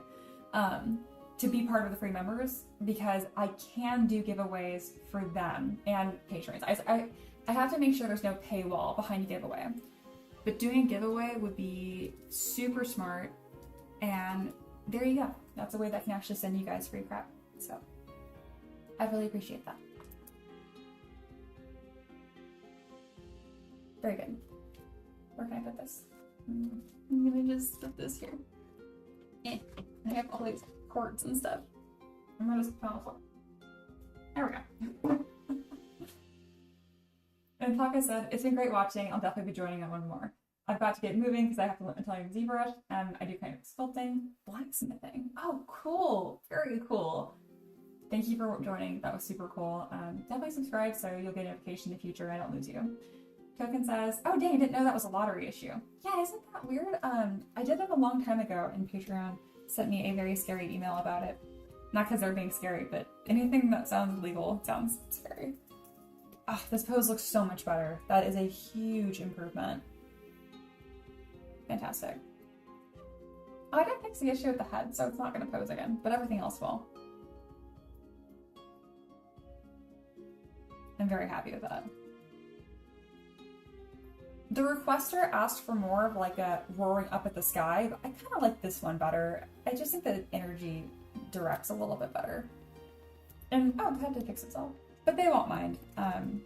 Everyone that requests stuff from me and models has been really gracious of like, this is what I want, but just take it as like a direction and then I can kind of go nuts with it. Which is really fun for me. And I get where they're coming from because they're like, I know best because I've made lots of models, but I don't always feel that way. I just think I'm one creative mind. I always think it's better when there's more brains involved.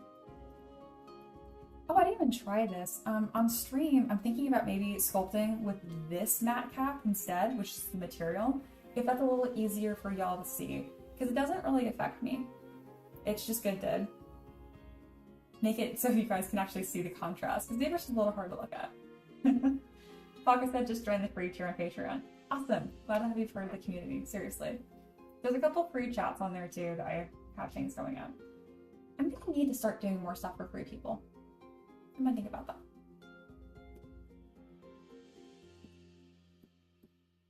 Awesome.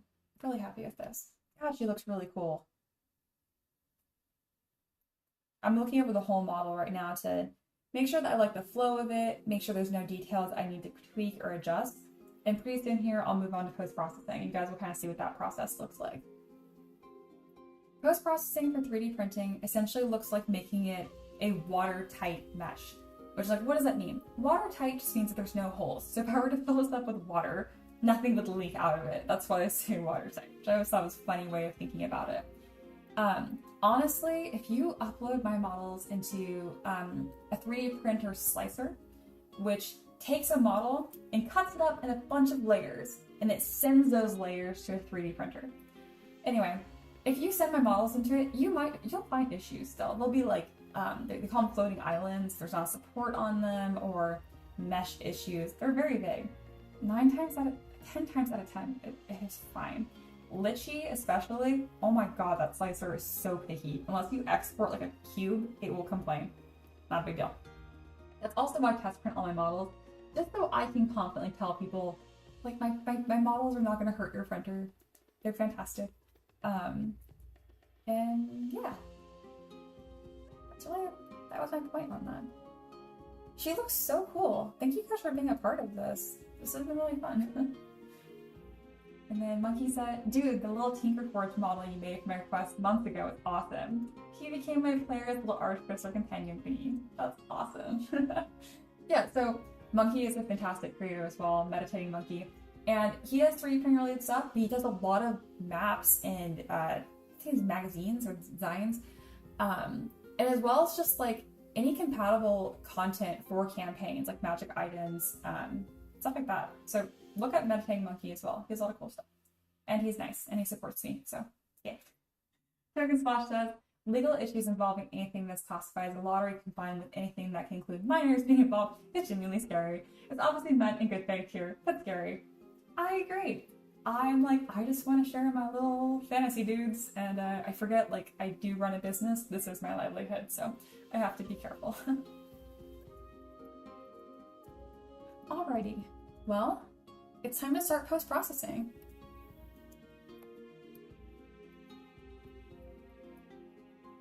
Gosh, this looks really, really cool.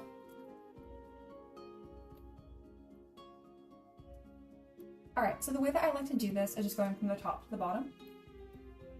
Oh yeah, I can't, Monkey says, aw, thanks. And, you know, I can't remember the last time I watched someone stream, and I actually look something up respectfully. Like, no one does that. So I'm going to link his website because I know y'all will click on a link. Bam. Here we go. Also, my music paused again. What do I want to listen to? I think I'm gonna go back to Animal Crossing Rainy Day. I need to, that or the Dragon Age Tavern songs. Speaking of, oh my goodness, if there are any Dragon Age fans in the chat, y'all, we are finally getting a new game. If I think about it too much, I literally tear up. I am so excited for Belgard. So excited. On the bookshelf next to me, I have all the Dragon Age books and the strategy guides, and it's my favorite series of all time, 100%. So what I do for a living, you would assume that I'm a huge like Dungeons and Dragons fan. Not really. I really didn't start playing Dungeons and Dragons until like 2020, which is funny because that is the pandemic. But that is when I started playing.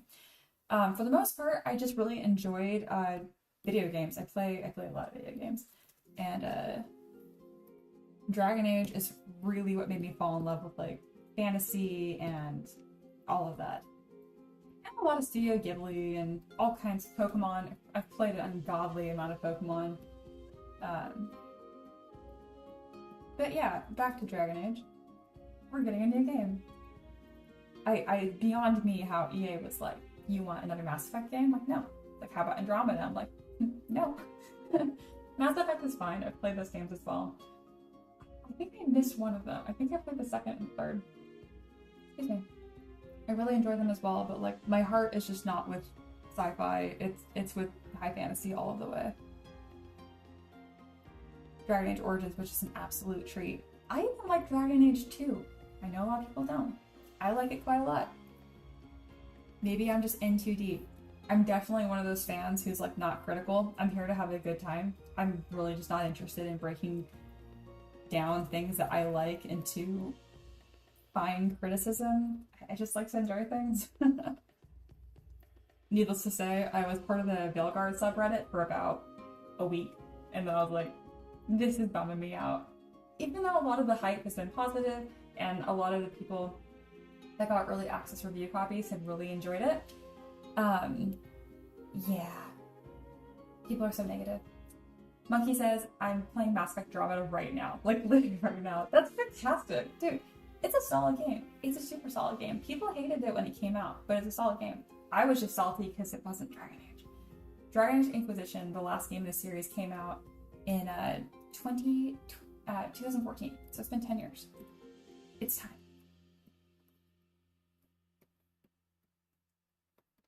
Alright.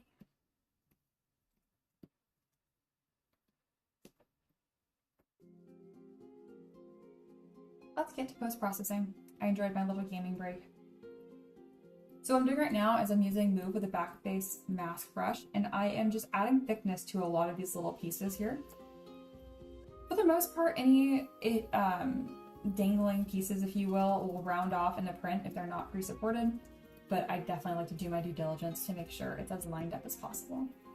And then what I do is I bring up the 3D gizmo and I remesh by union. So that's what I'm doing right now.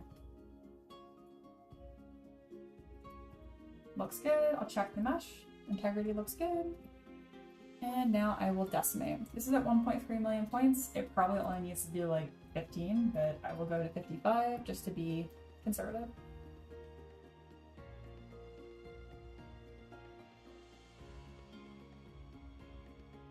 And then once this is buttoned up, I'll probably be done for today. But I do plan to live stream a lot more, so thank you guys for hanging out. Again, subscribe so I can hang out with you guys again.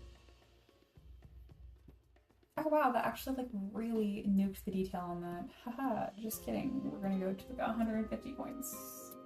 Then.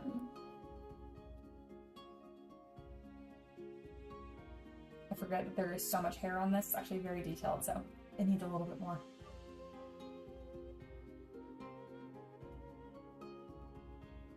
The computer I used to use ZBrush on was so weak, and in order to like post-process anything, it'd take me so long. It's definitely nice that just a couple seconds and then it's just handled. So what I'm doing right now is I am grouping any faces on the inside that are causing problems. So I will close holes, remesh by union, auto groups, and then I hold Command and Shift, and that would, if there was multiple meshes there, it would show them to me, but it's not. So we're all set. I also do a visual scan just to make sure there's nothing weird happening. Like right here, that's really ugly and obviously a problem. And it's not even visible, so I will just mask it, delete it entirely, and reclose. Because this isn't even visible. This is inside the mesh. Bam! And now we're looking good. Alright, that's like the most detailed piece. So the rest of this will probably be pretty easy breezy. Oop, I keep flipping them all around. There we go. Alright, next I'm going to do is merge the top. So I have the fur pieces, bralette. I'm going to merge those down together. And do the same thing.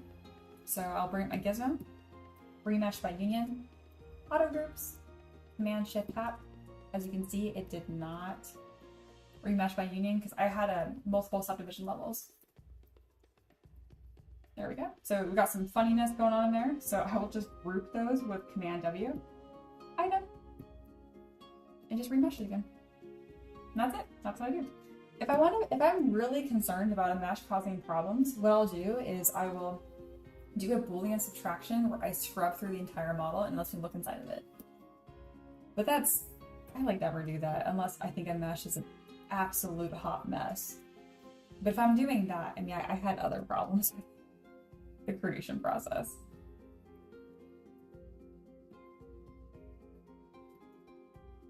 I'm gonna go ahead and merge the paws and body together now.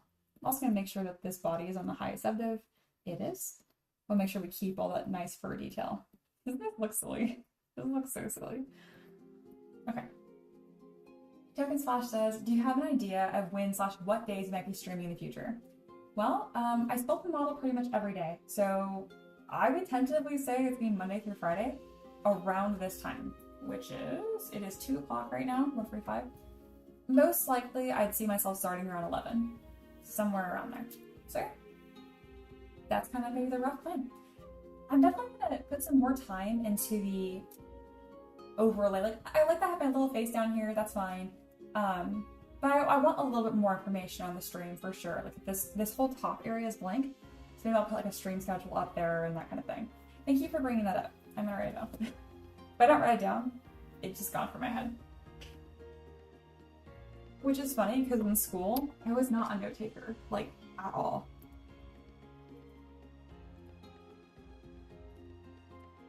It'd be kind of fun to have a stream schedule because it's a little bit more like having a normal job. And then stream overlay. I used to have this cute little thing where like if people donated $1, I'd have like a D20 spend and it would like change things on my stream, but that was before I moved across the country. Maybe I'll do something like that again though. Howie says, do you merge the entire spell for final print or break down to parts and key them together IRL? I merge them all together. I do not key my models unless they are very large, which does happen sometimes. Why is this still remeshing?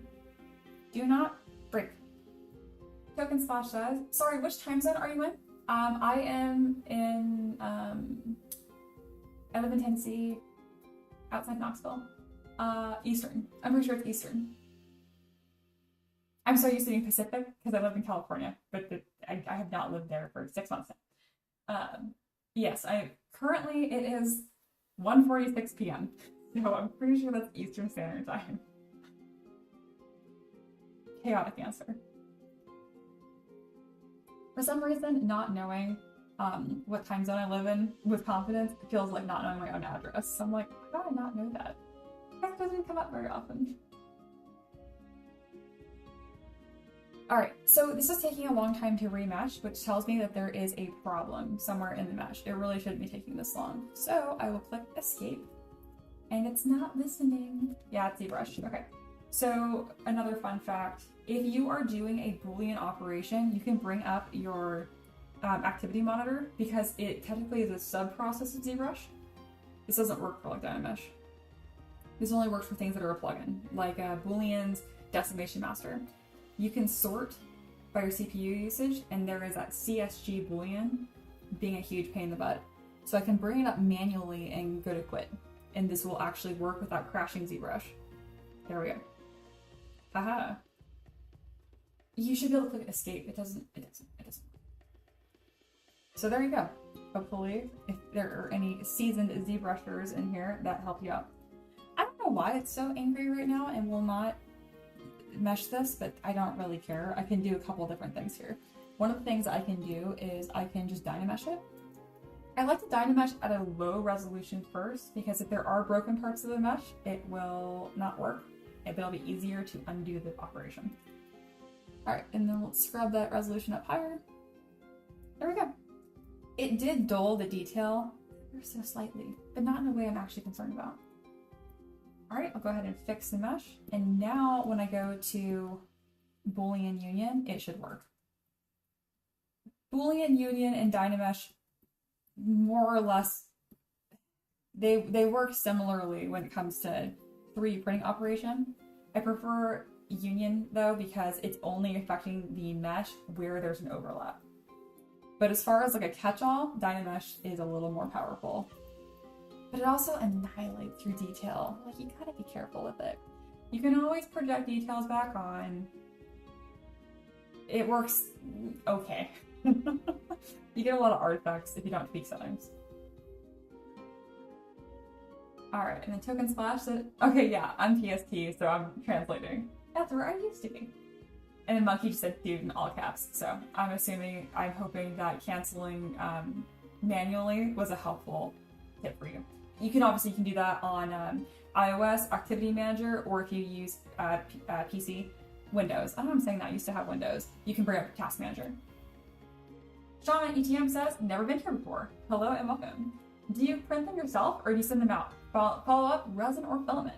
I print them myself. I have a little print studio. I call it that just because we actually have a really nice room we put together above the garage. Anyway, and I print in both. I use resin and I use filament. I started off with a Prusa, and that was fantastic, but as I got into miniatures, I wanted more detail. So I actually bought an Anycubic Photon for $500 for the face the cost. It's like an okay printer now. I don't have that anymore. Lego spoiled me. They had me model a chess set for them, made of demons, and they gave me a printer in exchange for that, and a bunch of resin, and some other stuff. Lego has been a very kind company to work with for creatives, just putting that out there. I really like Lego a lot. Even better than Lego is Bamboo Labs. My husband sent them a nice email, and they sent us a printer for free, which if you guys are familiar with Bamboo Labs, that's insane because they're expensive. So I have both printers, and they're both printing right now, actually. I print all of my own stuff because I like to hoard my creations and see them, but also because I am a little bit of a purist, and I think that if you're going to be selling a product, you better be test printing it yourself, and I'm pretty aggressive about that. I totally understand, like, I've made almost 1,000 models. I can't remember the last time that I test printed something and actually went back and resculpted something. It's been a few years, seriously. That being said, I still do it because it's important. Monkey said, yeah, I had no idea how. ZBrush freezes up when remesh so much. That is a game changer. I'm so glad that was helpful. Okay, fantastic. That makes me very happy. Sometimes I can't tell if my chattering as I work is soothing or helpful, or just non-stop noise, so it feels good when it's useful. I've always wondered that too, if people prefer their streamers to talk the entire time. Sometimes I'll look back at a stream and I'm like, geez, I talked the entire time. Which I realize is a large part of the point, but I talk more during a live stream easily than I do across a few days. Like, yeah, no, that is the truth. Especially in college. Oh my god, in college I maybe talked like 100 words a day. But that's a different time. Also, years ago, I need to stop talking about college. I need to move on. I need to heal. Alright, this is looking really solid. Something that I will do to make weapons a little more sturdy is I will take, this is like the alpha shot, right? Like this is where the model looks its best. So what I will do is, I'm a little sneaky, I will flip over to the back side of it like this, and I will add some extra thickness to these models. It's kind of like a little gimme. So I'll go move back face mask, and I will just pull straight back. And yeah, if you look at it, you're like, ew, this is looking all distorted right here. It's better just to have that bit of thickness like that. It really, really is. Wherever I can get away with adding a little bit more material, it really, really helps. Yeah. So those are both like 10% thicker now. It didn't change the appearance of the model at all. There's just more material right there. And then Howie says, have you ever shot a time lapse of your prints? Yes. That would make for a cool YouTube short. Yeah, wouldn't it? I'm gonna write that down. You guys have been very helpful. There's like no reason for me not to do that. Bamboo Lab printers actually have a default setting where they record time lapse pretty much every single time. So we have a bunch of those of my own stuff. Thank you. Y'all have been helpful. Bam. All right, I think we're about finished. I can hear Ricky came back inside. I think we're grilling burgers and chicken thighs for lunch. And I am super hungry. That sounds fantastic. So I'm kind of merging this a little more quickly. Oh, that's good. So this is at 367,000 points. That's a little high. I usually shoot for closer to like 250, which I think equates to 20 megabits, which is like a decently chunky file size, but not egregious.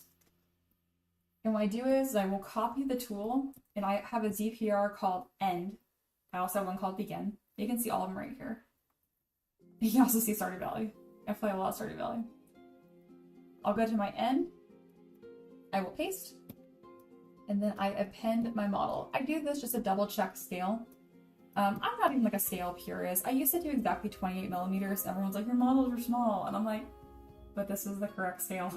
Most models are actually 32 millimeter scale, which just means 32 millimeters from foot to eye level. So yeah. She's a lion though, so I can get away with making her a little bit bigger. If I can, I like making my models as big as possible without being wrong on the scale. It's probably a little too big. Looks like she's eating that poor elf.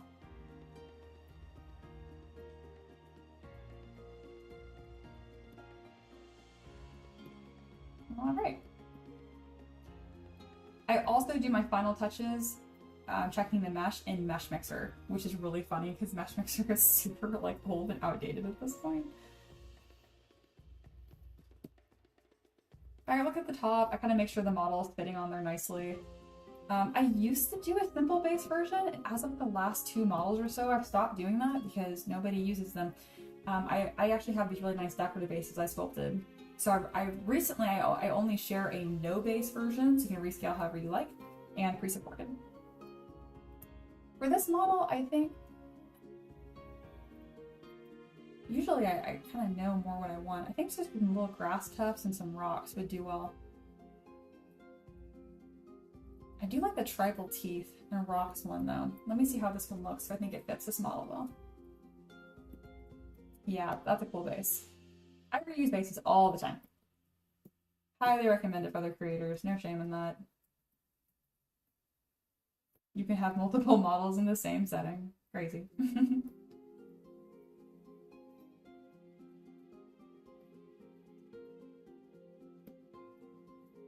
Very important though that you go through here and you make sure that the feet touch. So I will mask the bottom, and then I will make sure I manually raise any areas that aren't quite fitting. I got this big old rock right here that isn't really suiting the model, so I'll just go in Trim Dynamic and just squish that.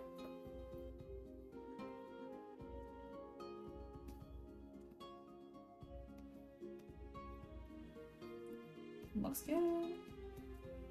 And go through, add some more texture back. This is so low poly because it's just a base. I also find the low poly bases capture paint really well, actually. There. And I might not even use this model for the official release, but for the purpose of the live stream and seeing the process, I want to make sure you guys see it. Alright, that looks pretty good. This model kind of has a couple of alpha shots that look good. She's so tall, goodness.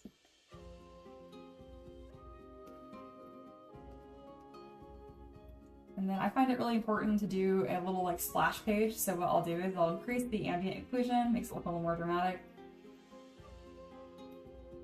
Make it really big on one side. And if you do Shift S, it will stamp your document. And this is how I make the content for my socials.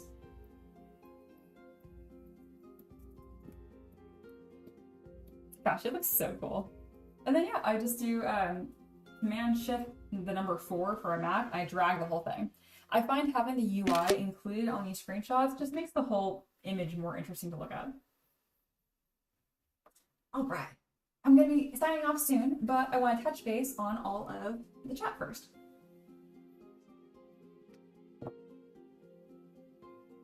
Shaman says, I've been thinking about getting one used to get my feet wet. Everything I heard says resin is way nicer to noobs. It can be, yeah. It's a little messier. It really just depends on what you're working with. Howie says, have you ever shot a time-lapse with prints? Oh, or that. Yes, I have. And then Howie says, oh, you did a thing there with the axis. Are you able to do a symmetrical move on those once they're posed off axis, or do you adjust one separately? You can set like a pivot point and move them together. I just find it easier to move them separately. Shaman says, how did you get into this? I hated school. I was doing fine. I'm a very good student. Did well in school. I had a full ride scholarship, so I went into engineering, and I really enjoyed that. I love science and math, but I hate school. I really need to stress how much I hate school.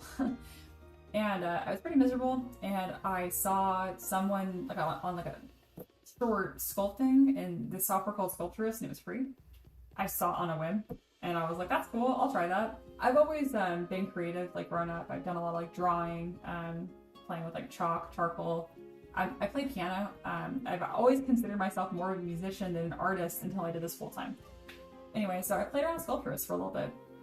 And then I mentioned it to my dad that I was like sculpting, and he was like, do you want a 3D printer? And I was like, I can't afford that. And he bought me one because he spoils me and I'm an only child. So I got a 3D printer, and very quickly I got tired of printing other people's stuff, and so I'm printing my own stuff. And I'm a huge fantasy dork, so that's why I make what I make. And as far as doing this as a job full time, I went to a D&D Beyond forum and asked people if they just wanted free models, and I just took free requests pretty much, which is funny because that's now what I do like full time as a job. Why I went to a D&D Beyond forum, I have no idea. I use Reddit. I don't use D&D Beyond. I have no idea. It was just kind of a one-off thing, and people were very nice to me, and here I am. Alright, Token Splash says, lol, I only paint display models and always scale things up to be a minimum to 9 centimeters. I get that. Are you using a mouse or a stylus when you work? I use a stylus, because I'm not a monster. People that sculpt with a mouse are insane, and usually it's not sculpting, it's more modeling. Like, Miguel uses a mouse, but he doesn't do as much as like the sculptural stuff. He uses Blender, and it's more like moving vertices. Vertices? Moving points. It's more moving points. Which is technically what I do too. Honestly, whatever works for you, but for my students, I insist on using a pen. It'd be like trying to draw a portrait using MS Paint with a mouse. It just feels weird. Anyway, thank you guys so much for hanging out. Trying to get better at like this business thing, so I'm going to aggressively tell you guys to subscribe because it was a lot of fun. I really enjoyed hanging out with you guys. And then on top of that, I highly encourage y'all. Oh, I did the wrong URL for my own thing. Haha. Anyway, I highly encourage y'all to look at my Patreon. Not even so much, that is how I make my livelihood. This is how I make my business work. If you don't have a 3D printer, I totally get it. If you do have one, I have a lot of really cool stuff. It's only $7 a month, and you get hundreds of my models. And you can make requests if you're at $15. This model right here was a request. But if not, join the free tier. It's totally free, and you see the stuff that I post, and yeah, then we'll just keep hanging out. It'll be a good time. That's pretty much it. Howie says, really glad I caught your stream. Beautiful work. Thank you so much. Thank you for your answers. Interaction is always way better in live streams. Well, good, because I be a talker, so I have a really good time doing that.